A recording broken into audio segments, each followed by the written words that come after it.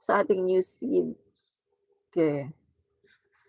So, newsfeed, yan. Okay. Tapos share tayo sa ating, share naman tayo sa ating, ah, groups. Hello! Salamat Ark sa panonood at salamat din po kay Rolando Madaram, 'no? Yan. Okay. So, share lang tayo, saglit 'no, para may makapanood. Yan. Meron bang pang-ipit sa ilong? Ipitan ko yung ilong ko, kasi para hindi ako sisiponin.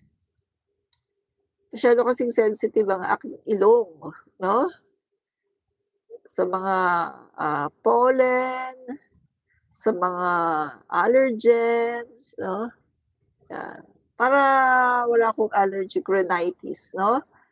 May ano ba, meron bang pang-ano sa ilong, pang-ipit? Ipitan natin. Kung puwede lang maipang-ipit sa ilong, eh, 'no, para ano, 'pag, may alikabok, usok, 'yan. Masyadong sensitive ang aking ilong, 'yan. So 'yan na po. Maki Kwan, hello Admin Rich, hello din po sa inyo, Maki Kwan, 'no? Hello po, 'yan. So, ayan na nga po mga kaibigan 'no, tayo po ay, start na po tayo sa ating live, ayan. So, okay naman po ang ating, audio, tingnan ulit natin. Yan. So,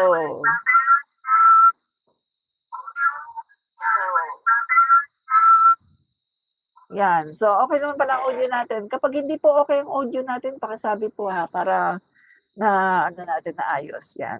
So, ito na nga po mga kaibigan 'no, ito po muli si Admin Rich. Tayo po ay live ulit dito sa ating channel, Admin Rich.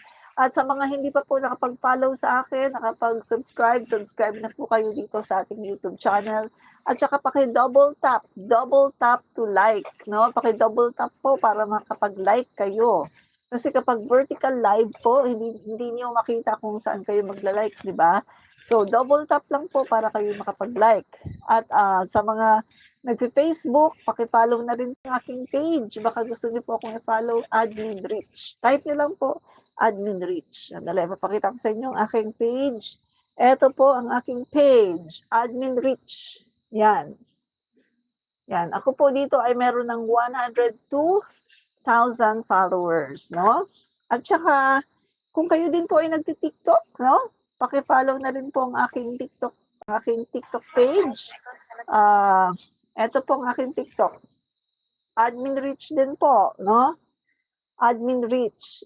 Meron na po akong ditong 37.4K followers, no? So, paki-follow po, mga kaibigan. Yung aking Instagram, kaunti pa lang kasi hindi ko po na aasikaso, hindi po ako masyadong nag-i-Instagram kasi hindi naman ako sosyal.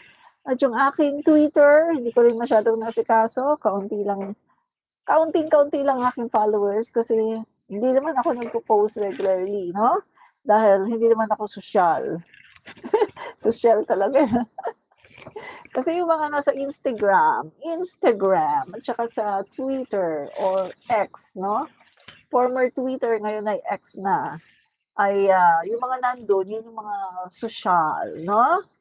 Pero tayo na mga pangmasa, dito tayo sa Facebook at saka dito tayo sa YouTube, di ba? Yan po, mga kaibigan. Ako, ano ba naman itong si Efren Tuason? Huling-huli ka na sa balita, Efren Tuason, until now, PhilHealth pa rin yan.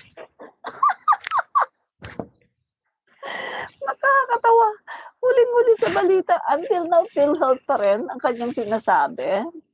Eh, kita mo, zero billing na nga eh. PhilHealth pa rin ang sinasabi mo, zero billing na ang lahat ng mga DOH hospitals. Zero billing, no? Lahat ng DOH hospitals. At dinagdagan pa yung mga packages sa maraming mga sakit na mga malalala, katulad ng mga cancer, no? At iba-iba pa, mga sakit sa bato, iba-iba pa. At almost free na rin ang dialysis. My goodness! Hindi ka yata updated, Efren Tuason. Saang lupalop ka ba ng daigdig galing, no? So, paki-update. Paminsan-minsan manood ka rin sa amin, no? Manood ka rin sa mga PTV4, manood ka rin sa mga press ko ni Yussi Claire Castro para nakikita mo yung mga update. Alam niyo kung manonood lang kayo everyday, no, sa briefing, press briefing, no, ni Yussi Attorney Claire Castro, makapapanood niyo doon ang lahat ng mga good news ng Marcos administration. At makikita nyo, mapapanood at maririnig nyo kung ano-ano ang mga ginagawa ng gobyerno natin, kung ano na ang na-achieve ng gobyerno natin, at kung ano na ang mga pinagpapatuloy ng mga programa, ng mga proyekto ng gobyerno natin. Ang kaso kasi sa inyo, mga DDS, mas gusto nung pinapakinggan yung mga fake news peddlers, katulad din ng mga Hardo Kaluka. Katulad ng mga fake news peddlers, ng mga vloggers and influencers ng mga DDS. Ayan, kaya kayo, puro fake news ang alam nyo at wala kayong nalalaman sa mga update kung ano na ang ginagawa ng gobyerno. May gulay! Ano ba naman yan, di ba? Kaya yan talaga, no? Nood-nood kayo paminsan-minsan. PTV4, RTBM, presidential communications, manood naman kayo. Huwag na lang puro ganyan na lang ng mga fake news sa mga pinagagawa nyo. Diba? Marites Tamani, tama ka ma'am, kaso sobrang nakakatakot kung paano bastusin ang ating Pangulo. Huwag awa ako sa ating mahal na Pangulo, sa totoo lang. Ay, opo, kasi mga bastos kasi sila, di ba? Ang idolo kasi nila ay bastos kasi kaya sila din na mga umiidolo ay mga bastos din, 'di ba? Ganun talaga, bastos, no? Ganun po talaga sila, mga bastos po, no? Yan. Okay, sige, no? Umpisa na tayo, mga kababayan, sa ating topic. Ang topic natin, yan. So, eto nga ba mga kaibigan, no? Sabi ni John Tisoy, sino po ba nagbuwag sa PAC? Pinagmamalaki na naman nila yung PAC na walang nakasuhan at wala ring nakulong. In fact, mga kaibigan, yung PAC na yan ay wala pong nagawa. Diba? Walang nagawa, as in, walang nagawa yung PAC ni Duterte. Ginawa lang to show off, ginawa lang para pampapogi, pero hindi naman napakinabangan, diba? Isang malaking ebidensya, DocUmall. Nagpunta sa PAC kay Greco Bellica, siya yung namumuno dyan eh. Pagkatapos, i-present ang napakatambak-tambak na mga dokumento na ebidensya ng katiwalian di umano ng mayor ng Lamitan. Anong ginawa ni Greco Bellica? Dahil PDP laban, no? PDP laban yung mayor ng Lamitan. Anong ginawa? Ibinenta yung kaso, no, ni DocUmall. Ipinabasa, ibinigay yung mga dokumento doon sa mayor ng Lamitan. Pagkatapos ano nangyari? Hinaras na ng hinaras ngayon si DocUmall. Andyan yung palagi siyang ina-ambush. Diba? May mga ebidensya yan. Pinapakita nga ni Maharlika yung mga video na si DocUmall, may mga tama ng bala, may mga bugbog. Dahil yan sa PAC na ginawa ni Duterte. Imbis na tulungan si DocUmall, hindi tinulungan. Kasi nga, kakampi nila yung mayor ng Lamitan. So, nung nangyari, naburyong yung tao. Nakita niya, hopeless. Wala siyang mapuntahan na PAC.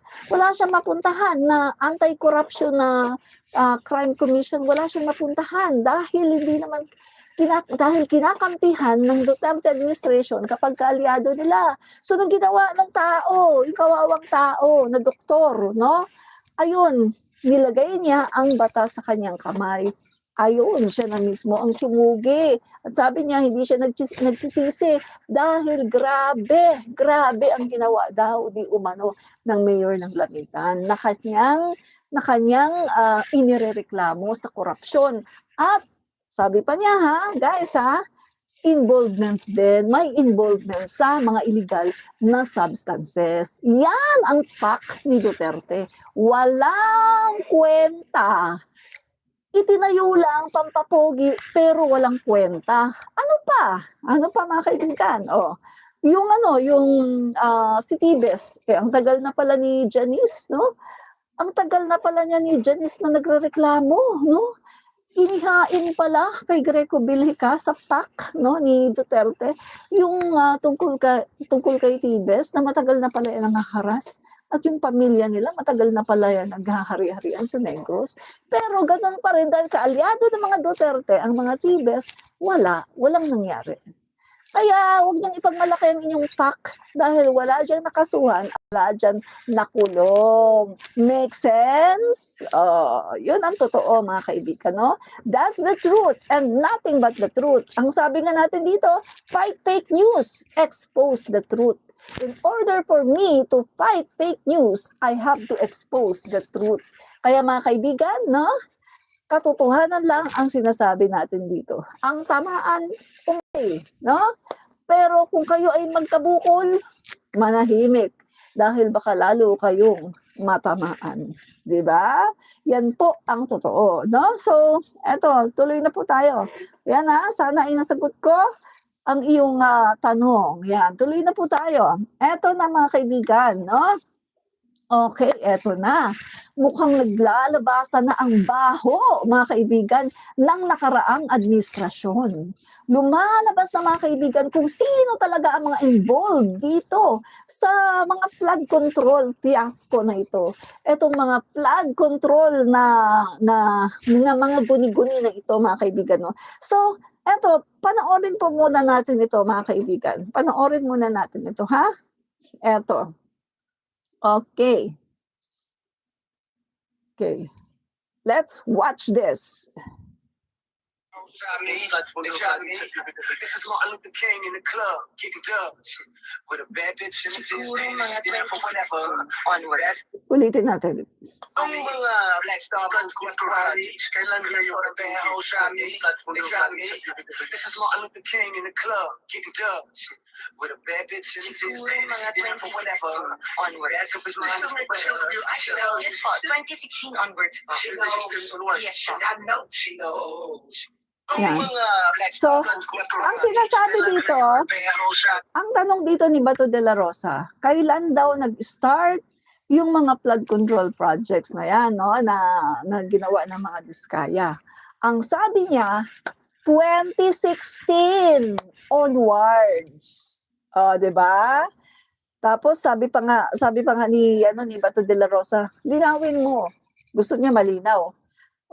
So sinabi ni Diskaya, 2016. Kita nyo na? 2016, mga kababayan. 2016. Sino ang Pangulo ng 2016? Walang iba kundi si Duterte. Yan, Duterte ang Pangulo ng 2016. Di ba? So ito pa mga kaibigan. Ito pa. Papalabas pa natin. No? Ito pa. Ito naman guys, kitang-kita dito na si Senator Marcoleta ay kanyang in-stop agad si Senator Tito Sotto, no? Nung nababanggit na ang pangalang Duterte, in-stop kaagad ni Senator Marcoleta si Tito Sotto kasi guys, ayaw niya ayaw niyang madamay, no? Mukhang ayaw niyang masangkot ang mga Duterte, kaya in-stop niya kaagad. So, panoorin natin, Senador, no, talaga namang nakakadiri, no? Talaga namang nakakapanindig, balahibo. Anong oras nyo guys, tapos kukomentuhan natin. Ito yun. Sandali. Sandali. Hindi ito yun. Yung kay Marcoleta. No? Nagditin mo siya yung kay Marcoleta. Dali. Dali Kokomentuhan natin. Ito yun. Yes or no? Ghost project? Ngayon, ang Shami. No? Hindi mo siya makikita. Sandali hindi ko yata na-post eh.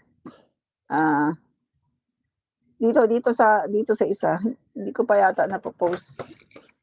Yan, nandito. Yan. Ito guys. Nakakadiri talaga, no? Ini-stop ni Marcoleta si Tito Soto kasi nadadamay na ang pangalan ni Duterte. Yan. Kung ano mga naging performance nyo, ang ginagawa ninyo, paano yung dinidisqualify, paano yung license ninyo. I heard you have 45,000 accredited contractors nationwide. Ang bigat eh. Tapos, ang sababi ninyo, maliit na kumpanya kayo, maliit na agency lang kayo, tatatlo yung board member nyo, yung dalawang board member mo, are you aware that they are contractors also? Did you know that? Yes, Your Honor. I am aware. In fact, PGB has actually filed a voluntary leave of absence the day after their name appeared on the list of.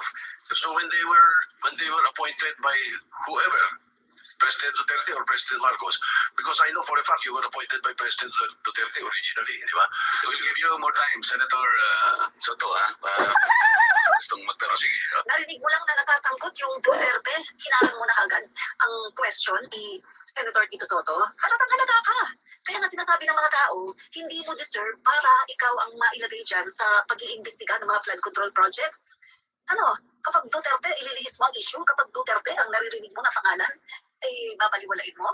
Wala kang credibility para mamuno sa Blue Ribbon Committee.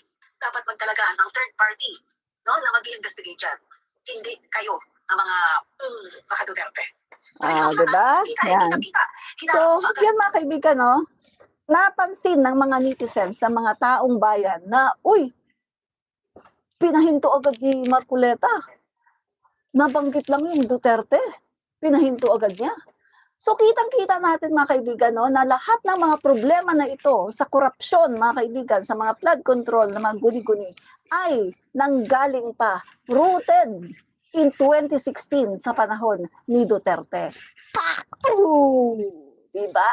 So, kitang-kita ngayon mga kaibigan kung sino ang may kasalanan ito. At nakakatawa nga mga kaibigan, dahil ito mga senador na ito, nagpipiling nagmamalinis eh. Samantalang kung titingnan natin, nandun din sila. Panahon ni Duterte, nandyan sila. Pero hindi man lang sila nagkaroon ng courage, ng tapang, ng loob para tanungin, para imbestigahan ito.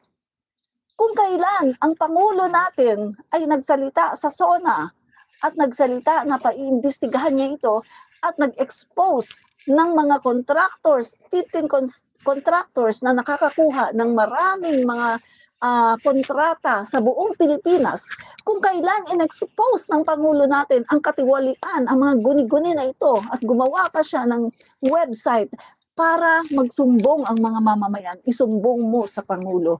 Aba, itong mga senador na to ay ganito naman ang ginagawa. Mga nagmamalinis.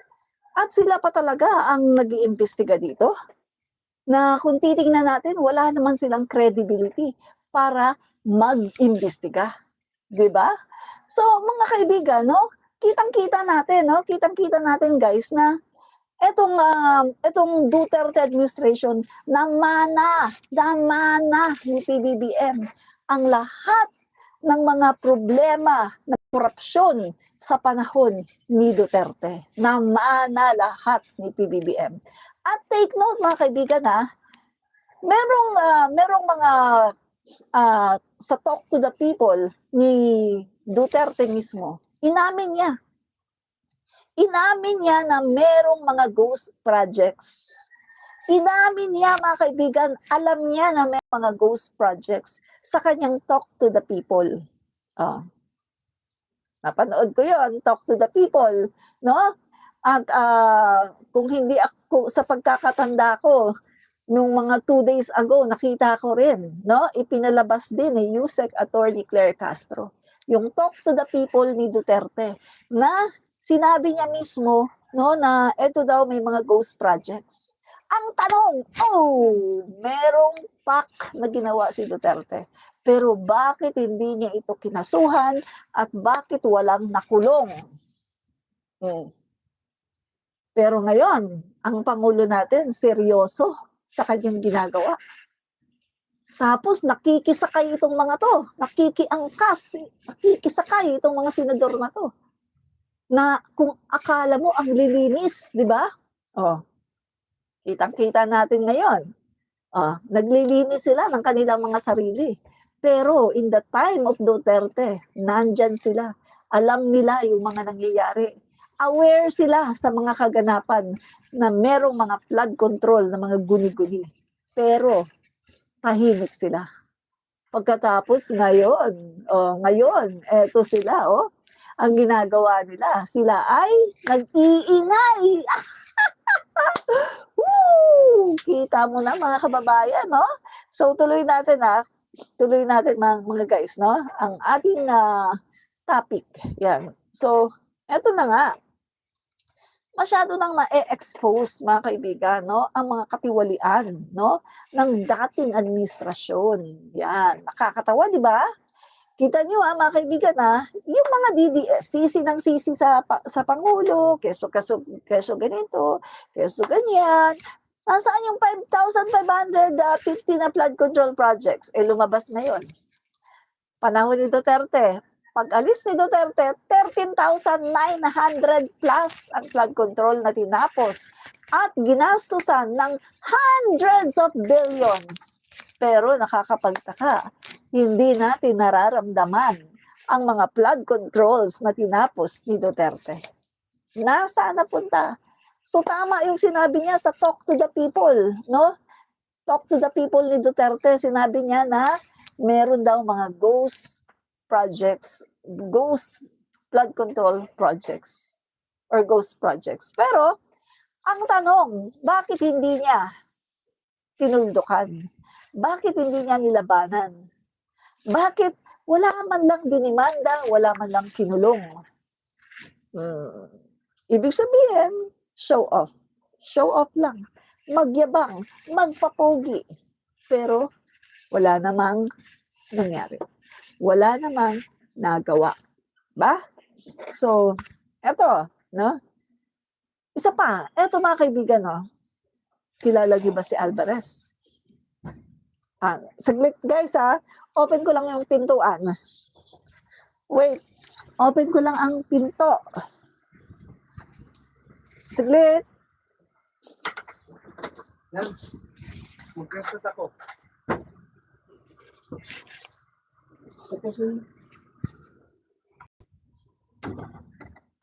Yan, okay na. Tapos, yan. Kilala niyo ba si Alvarez, no? Si Pantaleon Alvarez. Yan. So mga kaibigan, siya lang naman ang best friend ni Digong. Yan.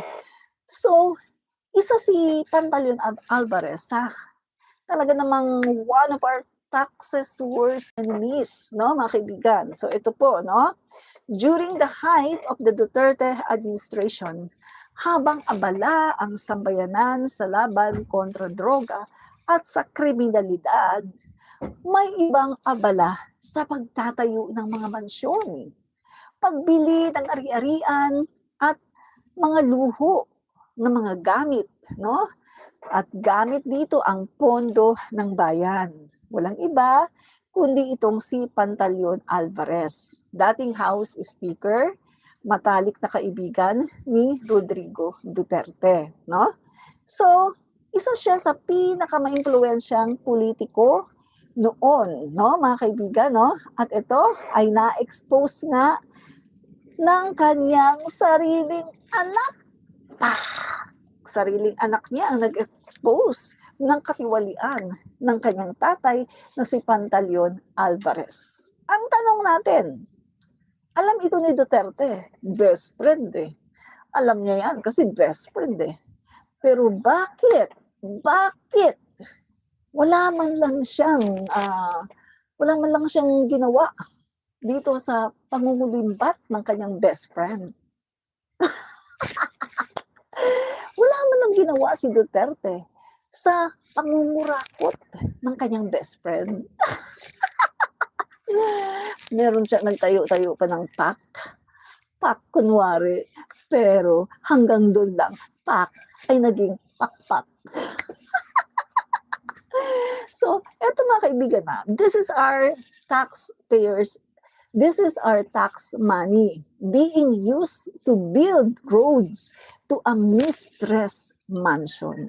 So mga kaibigan na, yan, government money, mga kaibigan, ito ha, government money ay pinagawa ng road to his mistress. Grabe, no? So, government money was used ayon mismo kay Alfonso Alvarez, no? Alfonso Alvarez, anak ni Pantaleon Alvarez.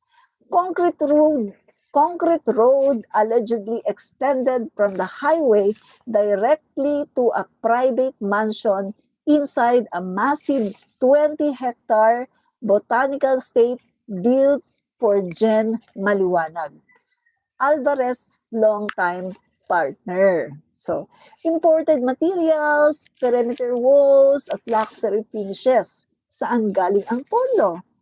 Suspicious properties in Siargao, Samal Island, Davao City, believed to be under dummies of Jen's name. Alfonso Alvarez, wala siyang negosyo, so saan galing ang pera sa lahat ng ito. So yan po ang sinabi ng anak niya, ha, ni Alfonso Alvarez.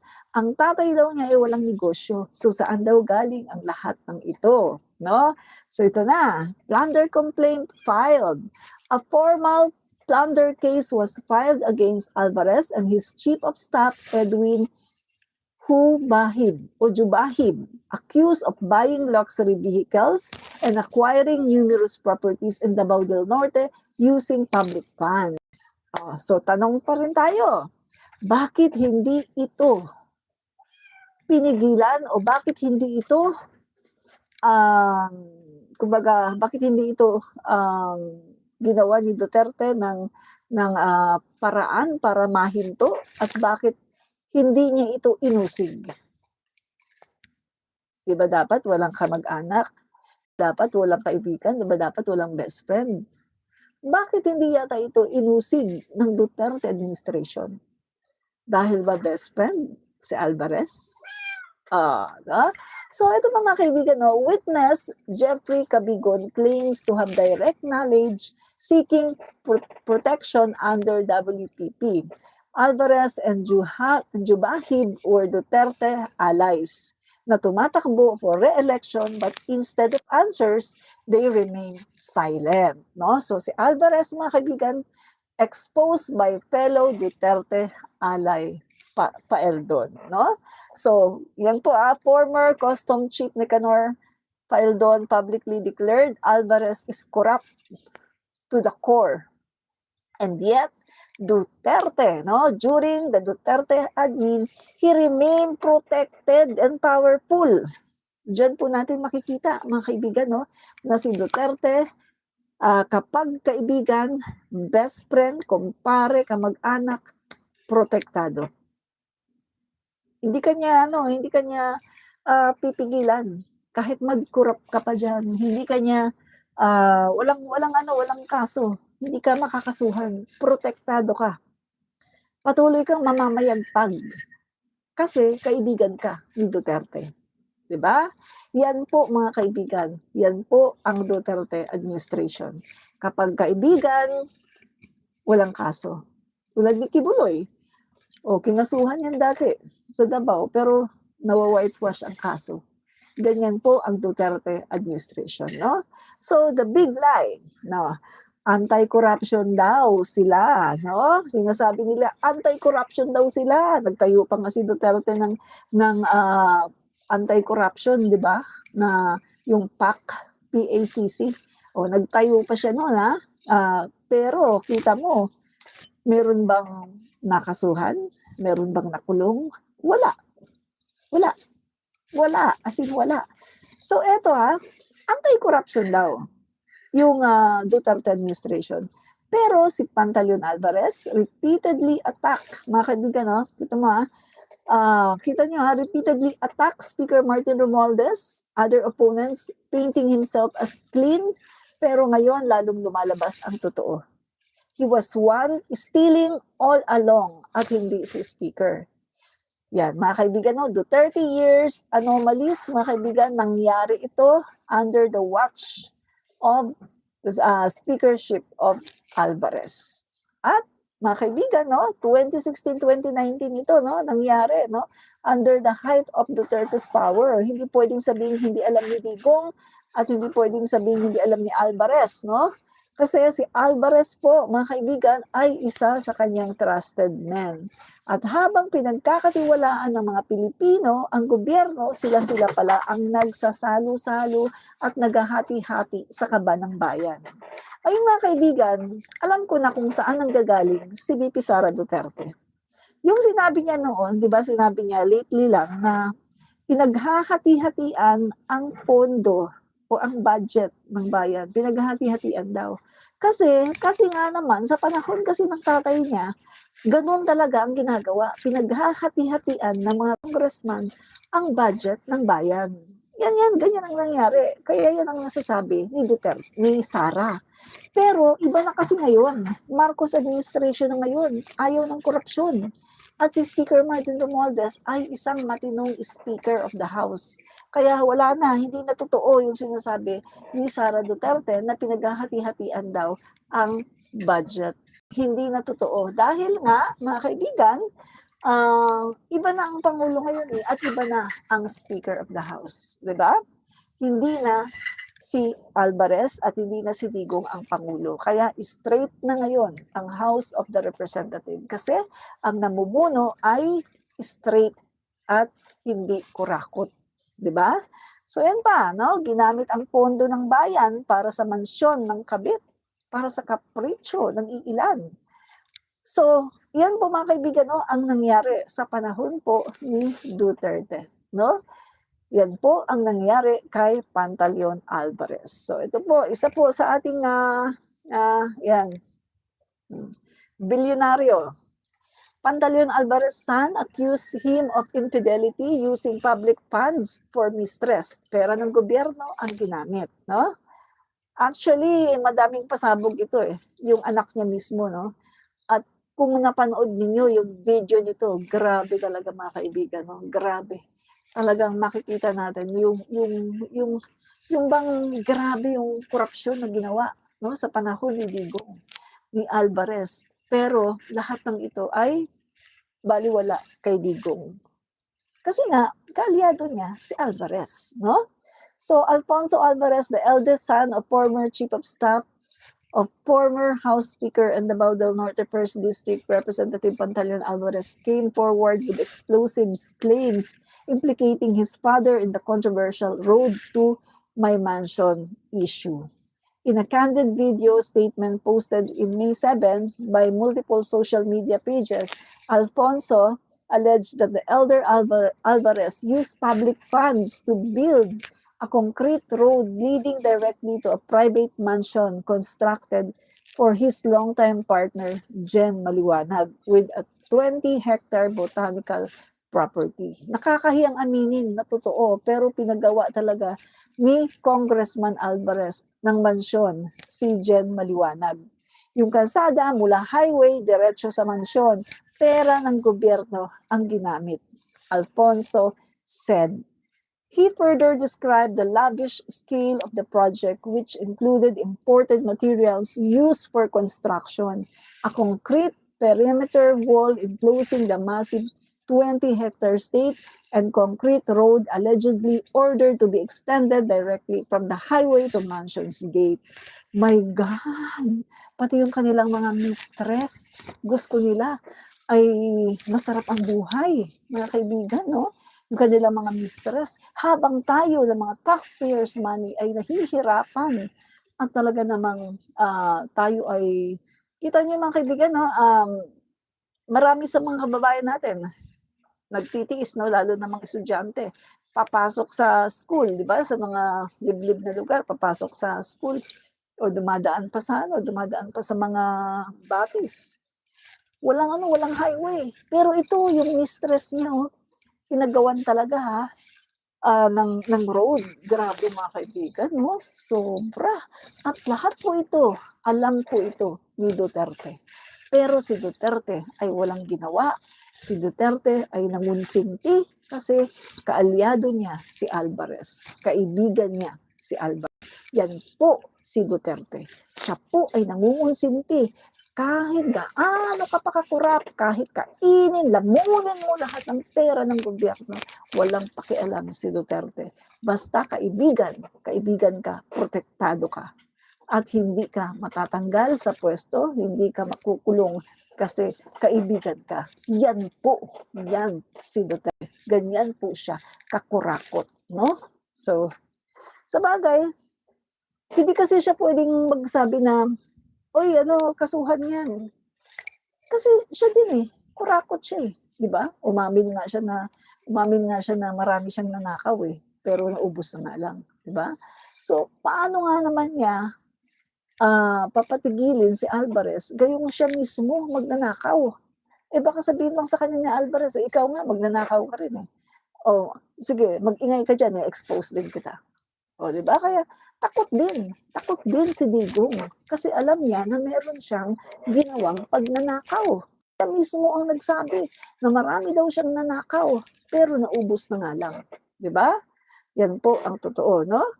So, ito pa. Ito pa guys. Dali Wait guys Ano ba lang tong may text.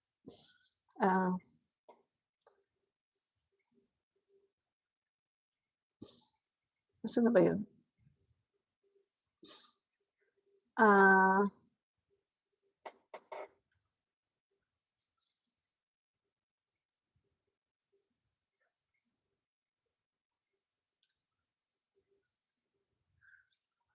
Yan. So, ayan lang mga kaibigan, no? Yun, tama ka. May parmali pa rin, no? May parmali pa. So, mga kaibigan, no? Meron po tayong, sabi nung isa, may binabasa daw ako. Ay, natural, may reference tayo. Hindi tayo mag-fake news. Meron tayong reference. May binabasa tayo ng mga balita. News, no? Ang news po natin, galing sa merong Philstar, may Verifiles, merong Politico, at meron ding GMA News, meron ding ABS-CBN News, meron ding Rappler. May binabasa talaga tayo. Alangan namang mag-imbento ako. Diba? Hindi naman ako katulad sa inyo na nag-iimbento ng mga gawa-gawang kwento. Hindi ako ganon. Hindi ako fake news, no? Nagbabase ako sa mga balita. Yung mga sinasabi ko dito ay binabase ko sa mga balita. Meron akong sources. Ayan ang sources ko, Kita nyo? Ang daming link. Mga balita yan.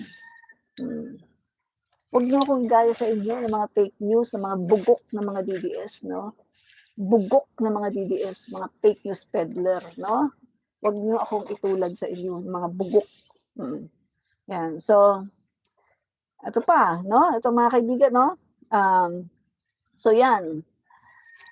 Ang anak niya mismo nagsabi niya na nangungurap, no? Nangungurap daw. Galing mismo sa bibig ng kanyang anak, no, mga kaibigan. At kung titingnan natin kung si Alvarez ay corrupt at hindi pinipigilan ni Duterte, kung si Alvarez ay corrupt pero hindi man lang pinapakasuhan ni Duterte, kung si Alvarez ay corrupt pero namamayagpag pa rin siya noon sa politika, ayan ang ibig sabihin na si Duterte ay hindi lumalaban sa korupsyon. Paano nga naman siya lalaban sa korupsyon kung siya mismo umamin na nagnakaw? Diba? Sabi niya, marami rin akong nanakaw, naubos na nga lang. Maniwala tayo na naubos ng ninakaw niya? Hello, tingnan mo naman ang lifestyle ng kanyang pamilya. tingnan mo nga, nakakapagbayad ng milyon, mga kaibigan. Etong bayad pa lang kay Kochman, milyon every month. Oh, guys, saan nila kukunin ang milyon every month? Pambayad kay Kochman. Hindi naman kalakihan ang sweldo ng presidente, mayor ng Davao. Hindi naman kalakihan ang sweldo. Saan nila kukunin yan? Tapos, si Sara Duterte, around the world, saan nila kinukuha yung mga pamasahe nila? My God, ang mahal-mahal ng pamasahe. Palagi kang nag-around the world, mag-hotel ka pa, kakain ka pa, tapos nag-organize pa siya ng mga rally. My God, ang laki ng gastos niyan. Saan nila kinukuha? At take note, ang sabi nga ni VP Sara Duterte, hindi daw nila binibilang, hindi daw sila nag-accounting sa kanilang mga gastos. Wow! Ibig sabihin, unlimited pala ang kanilang funds. Unlimited pala ang kanilang funding kasi hindi sila nag-accounting. Hindi nila binibilang. Basta lang gastos ng gastos. My God! Ang kakapal ng mga mukha. Ang dami na siguro nakulimbat sa ating bansa. Kaya gano'n na lang kung gumastos ng pera. My God! Ang kakapal ng mga mukha. Diba? So, yan mga kaibigan, ginamit ang pondo ng bayan para sa mansyon ng kabit. No? Yan po, ginawa ni Alvarez. According to his son, ang anak niya mismo ang nagsiwalat ng mga katiwalian ni Pantaleon Alvarez. No? Kaya, yan mga kaibigan, nakakatawang isipin na binabato nila si Speaker Martin na tiwali daw. Binabato nila si PBBM ng katiwalian daw, pero lahat nagbubumirang sa kanila. Lahat nagbubumirang sa kanila. Grabe, di ba? Meron pa isa ditong fake news peddler, sabi, people are calling out children of corrupt contractors, but wait, you forgot the main characters. Yan, Sino to? Si Tio Moreno. Yan, okay, yan, yan. Sabi, both sons of Romualdez went to Institute Le Rosey in Switzerland with 8 to 10 million tuition fee per year. Yan, yan. So mga kaibigan, hindi natin alam kung gaano katotoo, kung 8 to 10 million ba yan. So i-research natin yan. Pero ito masasabi ko, just in case na totoong 8 to 10 million per year ang tuition fee ng mga anak ni Speaker Martin Romualdez, well, afford na afford niya yan. Afford na afford niya yan dahil ang Romualdez clan ay napakayaman. At sabi ko nga sa inyo, ni-research ko ang history ng Romualdez family. Mga kaibigan, from 18,000 panahon pa ng mga Kastila, sila pala talaga ay nasa politika. Gobernador Silio, yung kanilang mga ninuno at talagang lagi sila sa politika. At sila po ay mga businessman, businesswoman, mga negosyante. At sila po ay prominenteng pamilya. Mayaman talaga. Mayaman dati. So, hindi mangurakot, mga kaibigan. At si Speaker Martin mismo. Alam niyo ba, bago tumakbo si Speaker Martin sa politika, isa siya sa pinakamayaman. Isa sa pinakamayaman, mga kaibigan. So, ibig sabihin, hindi siya mangurakot, hindi siya katulad ng mga Duterte na hindi naman mayaman. Yumaman lang dahil sa politika. Yan, di ba? Pag sinabing magnanakaw, alam niyo na kung sino yan. Yung nasa dahig, umami na magnanakaw. Tsaka yung isa, ayaw ng impeachment trial. Kasi alam niya na malakas ang ebidensya laban sa kanya. Kaya ayaw niyang sagutin ang impeachment trial. Diba? Yun, simple lang mga kaibigan. Kung hindi ka magnanakaw, kung wala ka talagang ninakaw, bakit ayaw mo ng trial? Simple lang Huwag na tayo magplastikan, huwag na tayo maglokohan. Kung hindi siya magnanakaw, bakit niya iniwasan ang trial? Bakit ayaw niya ng trial? Simple lang, kasi siya isang magnanakaw. Diba? Magnanakaw. Ganun lang yan mga kaibigan, Simple lang. Magnanakaw siya. Yun ang katotohanan, Ay, naku, na-late naman si flood control, ayaw mo itapik na late ka, no? Na late ka. Ano mo yung video natin, no? Kasi nasa unahan yan, no? Nasa unahan. Na late ka no? Replay mo yung video natin kung gusto mo ng flood control issue, no? Yan. So, yun ang mga kaibigan. Yan po ang nangyari, no? So, ayan.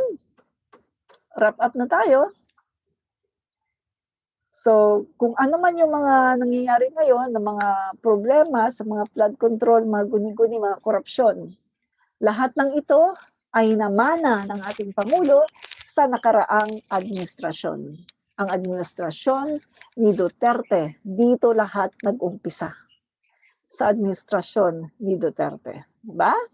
So, bago po tayo magwakas, atin po muling ipalabas, no? Ito, 2016. This is Martin Luther King in the club, kicking dubs. With a bad bitch in the dinner for whatever. Onwards. Back up his mind, Chanel, 2016 onwards pa. I know she knows. Guys, panoorin lang natin Yan. itong video. So, na kasi anong sabi? 2016. 2016 daw, sabi ni Vizcaya. Umamin siya. 2016 onwards. So mga kaibigan, ito daw po kasi si Vizcaya ay paborito daw, no? Paborito daw na kontraktor ng mga Duterte.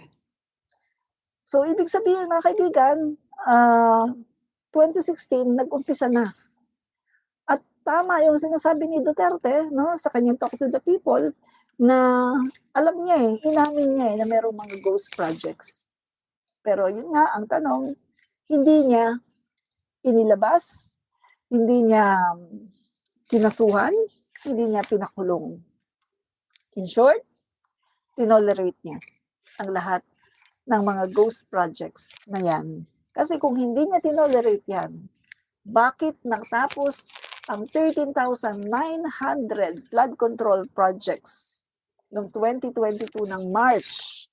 Take note March 2022, diniklara na natapos ang 13,900 plus na flood control projects ng Duterte administration. Pero bakit pagpasok ni PBBM noong July 1, 2022, onwards ng 2022, grabe ang baha.